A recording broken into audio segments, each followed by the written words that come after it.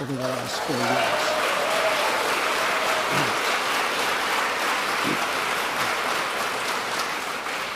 Every day you see the news of the day, but what really matters is the work over a number of years. And in 2021, this president sat down across the aisle and persuaded our Congress to pass a bipartisan infrastructure law, a bipartisan infrastructure law that is investing in the roads and bridges that are needed to bring the steel to this plant, that have injected more than $1 billion into a cause in which we've long believed bringing broadband connectivity to everyone in the state of Wisconsin.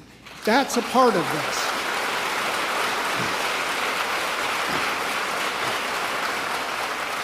And then again in 2022, it took people coming together in Washington to pass the CHIPS and Science Act, because believe me, a data center without chips doesn't do very much for anybody.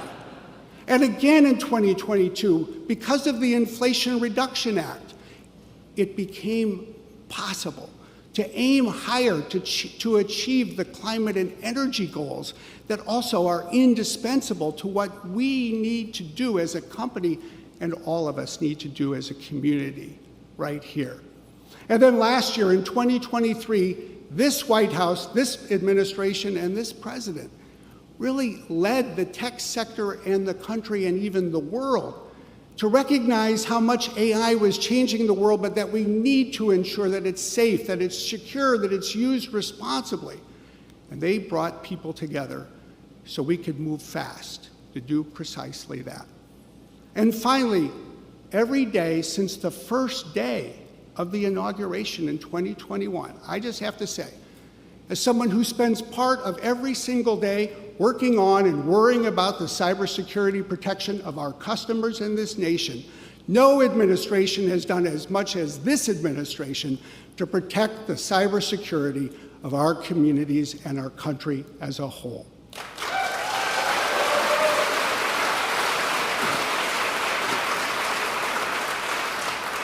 It takes all kinds of people that find a way to get things done.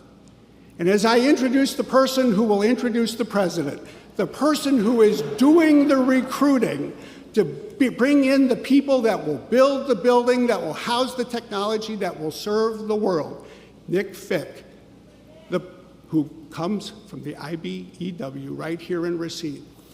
Let me leave you with one final thought. I hope that with everything else that's going on in the world today, people here in Wisconsin and people across the country will just take a moment to remember this. This day shows something important. It shows that America remains what it has always been. We are a country where people come together, where people work together, where they address hard challenges, and we get great things done. We won't let you down. Please welcome Nick Fick. Great job. Great job. Oh, man. Thank you. Wow. That's going to be a tough act to follow there. It's good to see all you friendly faces in the crowd today. Good morning. My name is Nick Fick. I'm a proud 23-year member of the International Brotherhood of Electrical Workers, Local 430 in Racine, Wisconsin. Thank you. I was born and raised here, but a few years after I completed my apprenticeship, the contractor I was working for had to explore all options due to lack of work in the area. I traveled the country for them, then came back home to start a family. In 2017, good news about local economic development was hard to come by. When plans were announced for a new high-tech manufacturing complex in Racine, it could not have come at a better time. Unfortunately, we all know what happened next. After all that hype and all that hope, the promises made by Donald Trump failed to come true in Racine County. But now our luck has changed. Microsoft plans to spend billions of dollars to build data centers on the same property Foxconn has abandoned. Now Local 430 members are installing temporary power and lighting, along with the preliminary underground work needed. And this is just the start. They are calling this site Microsoft's crown jewel, the biggest footprint of any Microsoft facility in the world. That means long-term work for hundreds of skilled, professional IBEW electricians for 10 to 15 years. Now, I have the good fortune to have the job here at home organizing electricians into the IBEW. Thank you. Thanks to Joe Biden, advanced manufacturing jobs are coming back to America and back to our hometown. We are grateful to Microsoft for investing in America and here in Mount Pleasant. And also to President Biden, who promised to bring infrastructure back, to bring manufacturing back, to bring good-paying union jobs back. Ladies and gentlemen, Joe Biden keeps his promises. It is an honor for me to introduce to you the President of the United States of America, Joe Biden.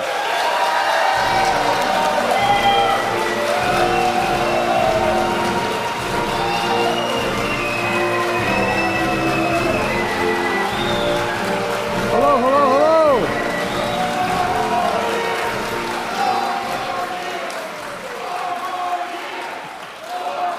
Thank you, thank you, thank you. Hello, Wisconsin. And Nick, thanks for that introduction. Look, before I get started, I want to set the record straight. Please sit down. I went to a Catholic high school in Delaware, taught by the Norbertine priest from St. Norbert's College. A little team called Green Bay. Now, here's the deal. We were the only high school in Delaware that overwhelmingly rooted for Green Bay. Not a joke, I'll tell you why.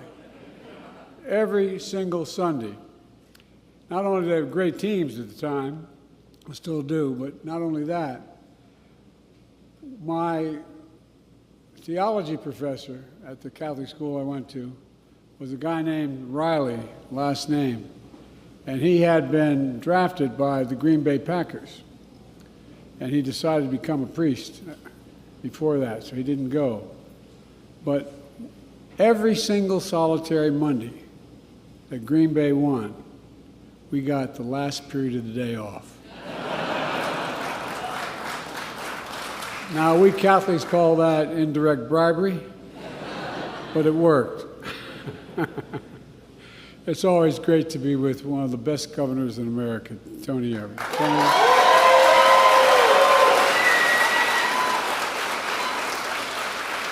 I think of Tony, I mean it. I think of one word, integrity.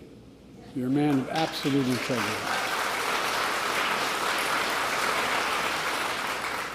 And what I'm really doing, I'm really auditioning for a job with a little company that's going to build something out here. Thank you for the comments you made about what we're doing together. Well, look, while she couldn't be here, I want to thank one of the best U.S. senators in the United States of America, and a good friend of mine, Tammy Baldwin.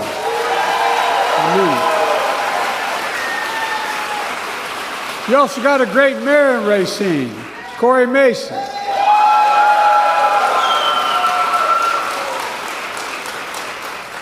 Brad Smith, President of Microsoft, thank you for your partnership, for showing how we can get things done and big things done in America.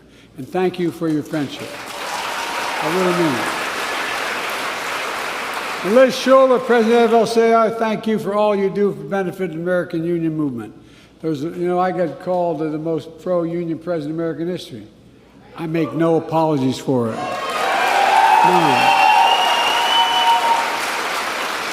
I'm serious. Middle class built America, but unions built the middle class. I've been saying that for a long time. Folks, I'm here to talk about a great comeback story in America. And I'm sure you remember Racine was once a manufacturing boomtown all the way through the 1960s. Power companies invented and manufacturing Windex, portable vacuum cleaners, and so much more, and powered by middle-class jobs. And then came trickle-down economics, cut taxes for the very wealthy and the biggest corporations, beginning in the 60s. We shipped American jobs overseas because labor was cheaper. We slashed public investment in education and innovation. And the result, we hollowed out the middle class.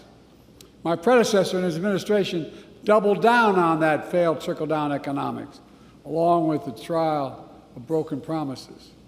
Look, my dad used to have an expression. He said, Joey, I mean this sincerely, my dad was a well-read man, never got to go to college, but he was a good man all across the board. And he'd say, Joey, remember, a job's a lot more than a paycheck. It's about your integrity. It's about your dignity. It's about being treated with respect. It's about being able to look your kid in the eye and say, honey, everything's going to be okay. In fact, 6 years ago, when my predecessor came to Racine with the promise of, quote, reclaiming our country's proud manufacturing legacy. Well, we had infrastructure day every week for 4 years, didn't build a damn thing. He and the administration promised a $10 billion investment by Foxconn to build a new manufacturing complex, to create 13,000 new jobs. In fact, he came here with your Senator, Ron Johnson, literally holding a golden shovel, promising to build the 8th wonder of the world. Are you kidding me? Look what happened. They dug a hole with those golden shovels, and then they fell into it. Look, they didn't shovel other dirt. They did shovel some dirt.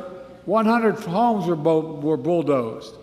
They wasted hundreds of millions of dollars of your state and local tax dollars to promise a project that never happened.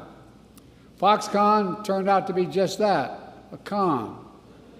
Go figure.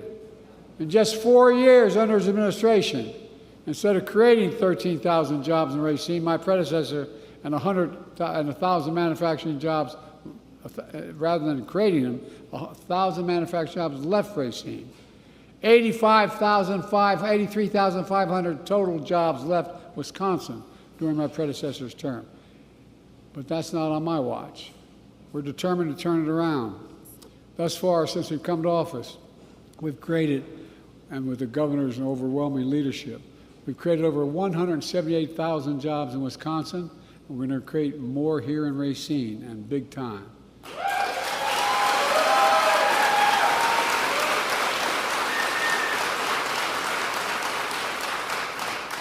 Some of my friends on the far right have criticized my Investing in America agenda, which includes my bipartisan infrastructure law, the CHIPS and Science Act, and the Inflation Reduction Act. A lot of businesses that support it as a key to economic growth that we're seeing now. Remember here, you're going to hear a recession next week, no soft landing. Well, in fact, I've asked business leaders like Brad a simple question. When the United States decides to invest considerable resources in a new industry that we need to build, does that encourage or discourage them engaging? The answer overwhelmingly is it encourages business investment. And that's what we're seeing now with our administration. My Investing in America agenda is fueling historic boom in rebuilding our roads and bridges, developing and deploying clean energy, revitalizing American manufacturing, and so much more. So far, we've created $866 billion in private sector investment nationwide, almost $1 trillion. Historic amounts in such a short time. Now it's literally creating hundreds of thousands of jobs, building new semiconductor factories, electric vehicles and battery factories, and so much more, all here in America. Today, it's another example of the private sector optimism. Microsoft, as the President already pointed out, is investing $3.3 billion to build a new data center here in Racine. That's going to help operate one of the most powerful artificial intelligence systems in the world, and I've gone around the world, literally, not figuratively, meeting with the leading architects of AI. It's going to result in 2,300 union construction jobs just to build a new facility.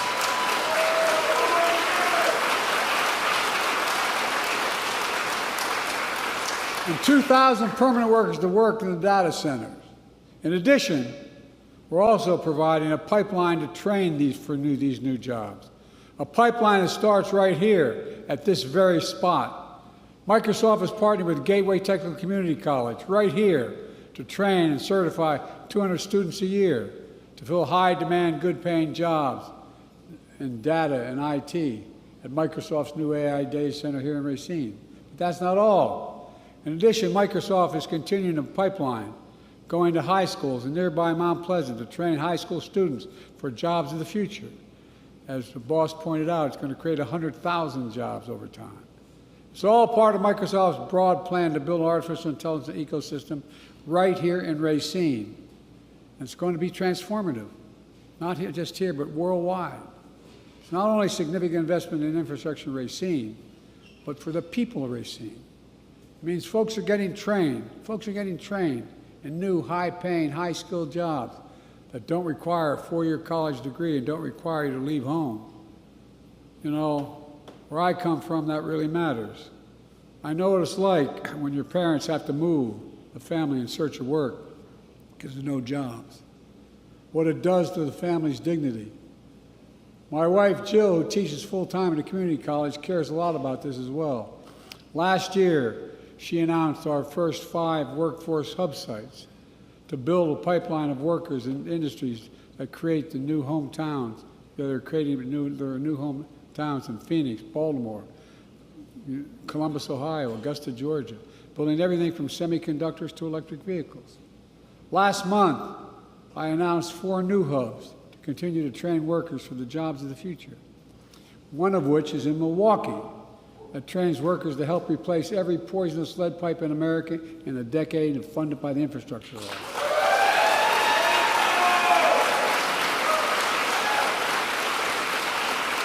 And by the way, Buy America has been the law of the land since the 30s, but it's been ignored by most administration. Past administrations, including my predecessor, failed to buy America. Not anymore. Here's how it works. When the Congress sends something to the president to build something, whether it's a road, a highway, a deck of an aircraft carrier, whatever it is, that president, back from the law that was passed in the 30s, is supposed to hire American workers to build it and use American products. Well, on my watch and Tammy's leadership, federal projects like the Bluntnick Bridge here in Wisconsin, it's going to cost $1 billion. But it's all American made, all American products, and all American workers, and it's going to create 10,000 new jobs. 10,000. In addition to roads and highways and so much more, will be made with American products, built by American workers, creating good-paying American jobs. What's happening in Racine is really important for another reason. We'll see more technical community colleges, technical changes needed in the next 10 years than we saw in the last 50. AI is already driving that change in every part of American life, from how we teach and learn to how we solve the biggest challenges, from curing cancer to climate change. America is a global leader in AI, and American companies lead the world in AI innovation and a lot of what we're going to see here in Racine. Because of our initiatives, American workers will power that innovation here in America. But look, to get the full benefit of all these safeguards, we need safeguards. That's why, as the President pointed out, I signed the landmark executive order on which the most significant action any government has taken anywhere in the world has ever taken for AI safety, security, and trust. This order helps make sure workers have a seat at the table in determining how these technologies are developed and used. For real. And we'll support workers in every industry by defending the right to a fair wage to organize as these technologies emerge across the board, and they're going to happen. Folks, during the previous administration, my predecessor made promises which he broke more than kept, left a lot of people behind in communities like Racine. On my watch, we make promises and we keep promises. And we leave no one behind. Since I took office, we've added nearly 4,000 jobs in Racine. As I said earlier, we've added 178,000 in the state of Wisconsin. The unemployment rate has hit a record low in Racine. Racine has seen some of the strongest new business growth in all of Wisconsin, and it's only just beginning. We're seeing a great American comeback story all across Wisconsin, and quite frankly, the entire country. The bottom line is, we're doing what's always worked in this country, giving people a fair shot, leaving nobody behind, and grow the economy from the middle out and the bottom up, not the top down. When that happens, everybody does well. Everybody does well.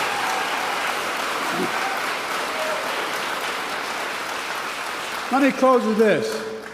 When folks see a new factory being built here in Wisconsin, people going to work making a really good wage in their hometowns, I hope they feel the pride that I feel. Pride in their hometowns making a comeback. Pride in knowing we can get big things done in America still. And folks, I've never been more optimistic, and I've only been around a couple years, I know. I know I don't look it, but I'm on 40 plus 2 types. Wait a minute. But I've never been more, I swear to God, I've never been more optimistic about our future. We just have to remember who and else we are. We're the United States of America, and there's nothing beyond our capacity when we work together. Nothing. I mean that. Nothing. The rest of the world looks to us.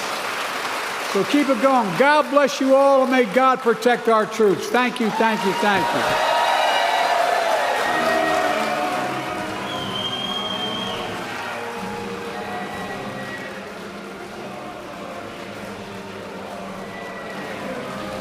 Don't jump.